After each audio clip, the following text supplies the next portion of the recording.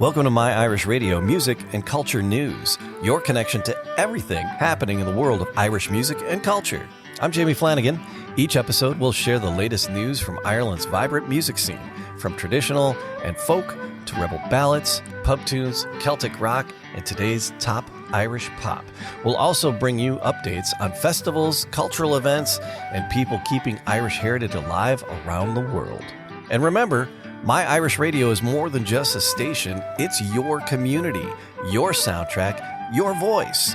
You can listen 24/7 at myirishradio.com and through the links in the podcast description below. Here's the best part. You can be part of it. Host your very own show on My Irish Radio. Choose your playlist, share your stories, make My Irish Radio your Irish Radio. Let's get into what's happening this week in Irish music and culture. So I want you to picture this massive, incredibly heavy antique grandfather clock, like the kind that's just been sitting in the exact same hallway for generations, you know? Oh, yeah. Real polished mahogany, completely untouched. Exactly. The brass hands are pristine. The face looks exactly the way it did, 100 years ago. But if you open the back of this clock, you don't find old wooden gears. You don't find swinging pendulums. Right. You find like fiber optics. You find glowing microchips. The traditional face of the clock is still telling the time perfectly, but the mechanism driving it has been completely rewired by a quantum processor. That is, wow, that is a really striking visual. Right. What struck me immediately wasn't just the news itself, for you listening. It's this massive collision happening right beneath the headlines. Modern Ireland today is essentially that hacked antique clock. It really is a profound collision.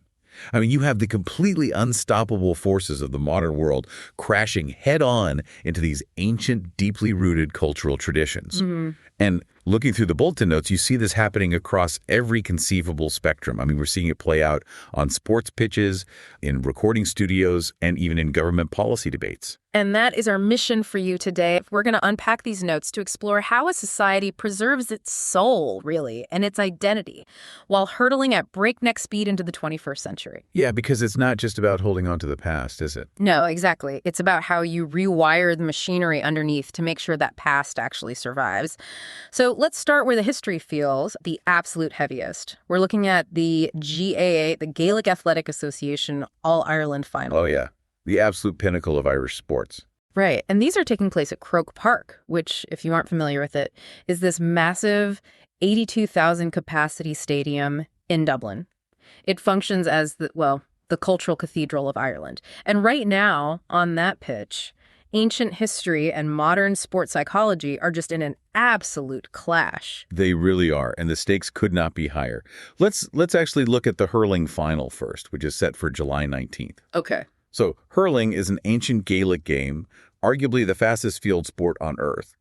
And you have Limerick chasing what the radio bulletin explicitly calls continued historical dominance. Wow, historical dominance. No pressure there. Right. And to understand the weight they're carrying, you just have to look at their semifinal. They barely, and I mean barely, squeezed past Clare. They won 121 to 119. Oh, wow. So just by a hair. Exactly. It was a grueling, totally exhausting match. And now they are stepping onto the pitch against Galway. And Galway completely dominated Cork in their semifinal, right? Oh, they crushed them. They put up a massive 226 to 118. It wasn't even close. But Galway isn't just fighting Limerick here. They are absolutely desperate to shake off this long, long history of tragic final heartbreaks. Yeah. So you've got referee Colm Lyons officiating, and you have this incredibly tense dynamic. A modern sports dynasty trying to cement its legacy, while their opponents are literally trying to rewrite their own tragic history. The pressure has to be just suffocating. But, the weight of history is arguably even heavier in the football final scheduled for July 26th. Oh, absolutely. Because you've got the defending champions, Kerry. They narrowly beat Dublin 218 to 020 to get here. And they are chasing a record-extending 40th title.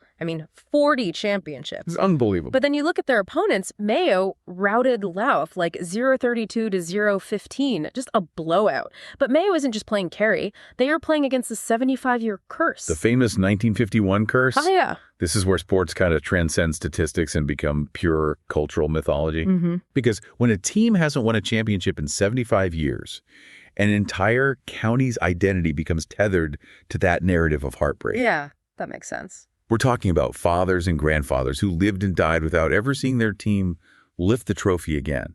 So every new generation of players that puts on that jersey, they inherit the ghosts of all those generations before them.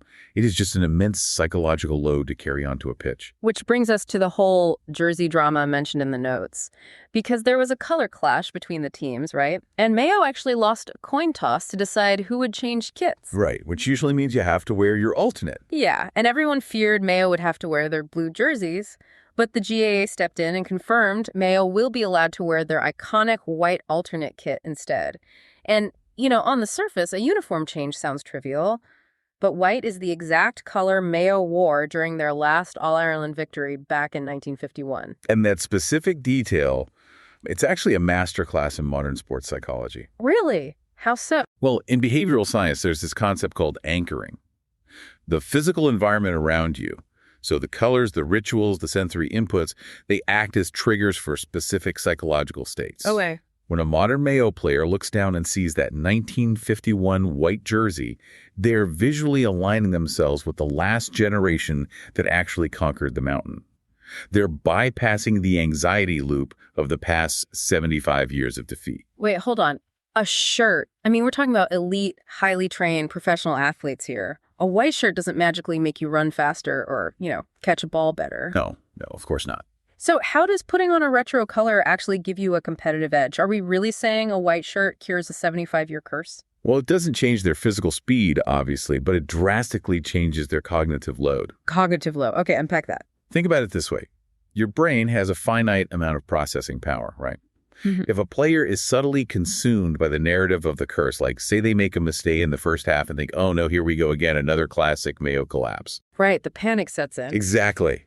Their cortisol levels spike, their anxiety increases, their decision-making slows down by milliseconds. And in a high-stakes final at Croke Park against a team like Kerry, those milliseconds lose you the game. Wow, yeah, that makes total sense. But if they believe that white jersey connects them to a winning legacy, it acts as like psychological armor. It reduces that cognitive load. They spend less time worrying about the ghosts of the past and more time just executing their game plan. So it's using history as a psychological tool rather than being crushed by it as a burden. Exactly. I love that. And, we see that transition of legacy happening directly in the notes with the retirement of Ciarán Kilkenny. He's a 32-year-old Dublin football icon, and he's stepping away from intercounty football. Yeah, that was a big moment. The bulletin points out he was the final active player from Dublin's legendary 2015 starting squad. So it literally is the end of an era. The old guard has to step down so the new modern era can begin.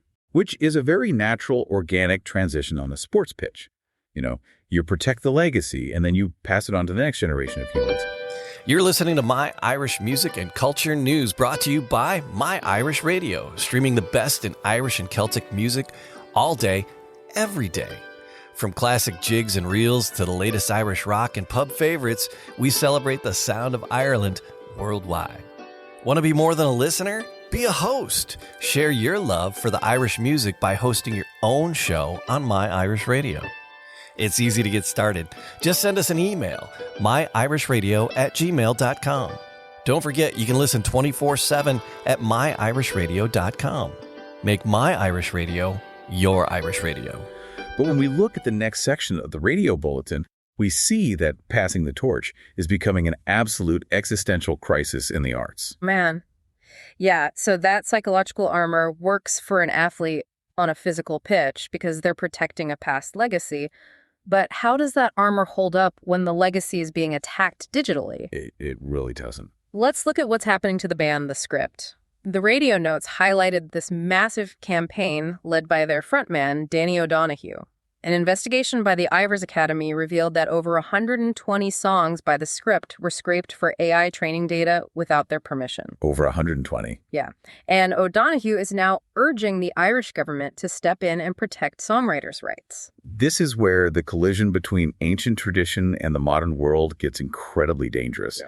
Because to understand the threat, We have to look at how algorithmic scraping actually works. Right. It's not just a robot listening to Spotify. No, exactly. A neural network doesn't listen to a song the way a human does. It deconstructs it. It takes the chord progressions, the lyrical themes, the tempo, and it turns them into numerical weights and biases, just raw data vectors. It feeds this massive amount of human-created data into its system so the AI can learn to predict the next pleasing note and basically generate its own synthetic music.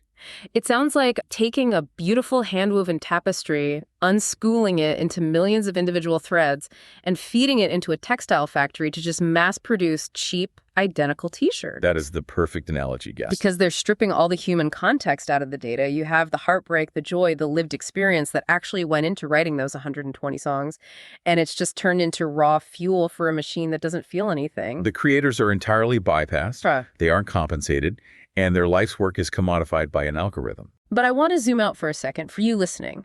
If you aren't a musician, or maybe you don't even listen to the script, why does this specific campaign matter to you? Why isn't this just, a local Irish copyright dispute? Because it forces us to ask a really fundamental question about the future of global culture. Like, what actually is art? Okay, big question. Yeah. Is a song just an aesthetically pleasing arrangement of sound waves designed to stimulate your eardrums?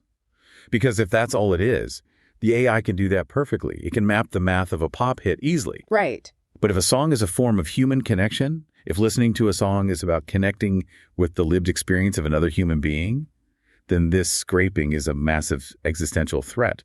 If we allow tech companies to freely unspool our global sonic heritage, we risk flooding the culture with totally inorganic synthetic creations. And if artists cannot protect their work from being digested by algorithms, they simply won't be able to afford to make it anymore. But, the notes also provide this incredible contrast because while the digital space is facing this synthetic forced extraction, the live physical music scene in Ireland is morphing in these really surprising, highly organic ways. It really is. Look at what's happening at Slane Castle. It's this iconic 18th century venue, globally known for hosting massive historic rock concerts.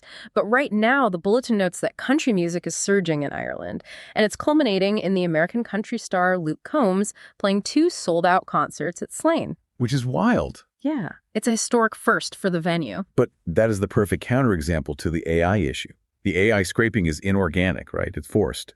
But an ancient Irish castle adapting to host a massive American country music act, that is the organic evolution of physical cultural spaces. Oh, I see what you mean. The venue maintains its historic identity. It is still undeniably the legendary Slane Castle, but the gears underneath have shifted. It adapts to the modern tastes of the audiences breathing life into it today. And ground-level physical tradition remains incredibly strong, too. The notes mention the Belfast Tradfest is in full swing. Oh, yeah. Featuring live performances from acts like Cuig, Tracy Ryan, and Dono Hennessy. We're also seeing all these new album announcements that sound so deeply rooted in the physical, tactile world. Yeah, the Bulletin had a bunch of those. Right. You have a group called Poor Creature, which features members of Landless and Lankum announcing their debut album, All Smiles Tonight. Gilliban announced an upcoming album called Pugnello, and Trafai Din shared a new track called Ambial Bocht. And you can practically feel the heartbeat of the physical culture surviving in these notes. You really can. And that brings us to what I think is honestly the most hopeful and fascinating part of this deep dive. Because the answer to surviving the modern world isn't just about fighting technology in courts, like with the AI scraping or hiding from it in physical castles. Right. Some artists are actively fusing their ancient heritage with the newest technology to create something entirely unprecedented. The trad tech fusion. This is the hacked antique clock in full effect. The radio bulletin highlights the massive traction of blending traditional Irish sounds with modern electronic and hip-hop music. They specifically spotlight artists like Blue Nile. They're using traditional track sampling to tell stories that are simultaneously mythical and incredibly modern. Let's break down the mechanics of how this fusion actually works, because it's brilliant. You take an ancient instrument, like the bodhran, which is this large handheld drum that provides the traditional driving heartbeat of Celtic music. And you lay that organic sound over a synthetic 808 hip-hop drum beat. Or you take the Ilian pipes, which have this haunting centuries-old resonance, and you weave them into electronic synth pads. Wow. You take ancient Celtic mythology and you deliver it through a modern hip-hop cadence. It proves that tradition doesn't have to be a dusty museum exhibit locked behind glass. It is a living, breathing language that you can use to describe the modern world. And this is exactly why this matters to you. Whether you're listening in Dublin or Tokyo or New York, this trad-tech fusion is a blueprint. Whether you're navigating massive changes in your industry or trying to keep a community organization alive, or just adapting your own hobbies to a new reality. Exactly. It proves that surviving a rapidly changing world doesn't mean abandoning your roots. You don't throw away the antique clock when it stops keeping perfect time. You find a new way to power it. You rewire the gears. And it seems the Irish government is finally realizing the power of this exact evolution, because the bulletin notes outline a new program called Culture 2026. Oh, right, the funding initiative. Yeah, the government is committing €5 million to support Irish artists, arts organizations, and international delegations who are showcasing this evolving heritage abroad. Okay, wait, let's look at that number for a second. €5 million. We were literally just talking about the AI threat. We are living in an era where tech companies in Silicon Valley are spending literal billions of dollars on AI development every single month. To me, throwing €5 million at arts organizations sounds like, I don't know, bringing a water pistol to a house fire. How does a grant that small actually protect a culture against the massive wave of the modern tech industry? That's a fair point. If you look at it as a raw mathematical battle, 5 million against billions is nothing. You're completely right. Right. But we have to remember the fundamental difference between art and technology. Culture scales differently than code. Oh, I like that. Culture scales differently than code. Yeah. You don't need a $1 billion server farm and 10,000 GPUs to write a transcendent piece of music or to stage a groundbreaking play that changes how people think. That €5 million is seed money. Okay. So where does it actually go? It goes into grassroots festivals, community workshops, international touring grants for, a grand player to travel to a new city. It empowers the human element, which is the one thing the algorithm cannot replicate. It creates physical mixing pots where this culture can thrive and evolve organically. Mixing pots. That is the perfect phrase, because that is exactly what we are seeing with the arts festivals mentioned in the radio notes. Oh, definitely. The Galway International Arts Festival, running right in the middle of July, perfectly illustrates this blend. You have a brand new, original Irish language musical called So Wha's premiering right alongside thoroughly modern visual arts like Sean Henry's incredibly lifelike contemporary sculptures. Right. And all of this is happening alongside packed, high-energy gigs at the Heineken Big Top. It's ancient language and modern spectacle all happening in the exact same physical space. And we see that same integration up north as well. Belfast, which actually holds the title of UNESCO City of Music, is preparing for the Flead Shoil in early August. The Flead? Yeah, and the Flead is a massive, highly traditional Irish music festival and competition. But to gear up for it, the city is setting up these free Flead Zone events. And the stated goal of these zones is to intentionally mix purely traditional acts with contemporary folk acts across the city. Wow. So forcing them together, basically. It's about integration, yeah, not segregation. Yeah. You put the old and the new on the exact same stage and just let them converse. And that conversation even crosses over into literature. The bulletin noted that the renowned Scottish author Ian Rankin visited West Cork to discuss his 25th rebus novel, which is called Midnight in Blue.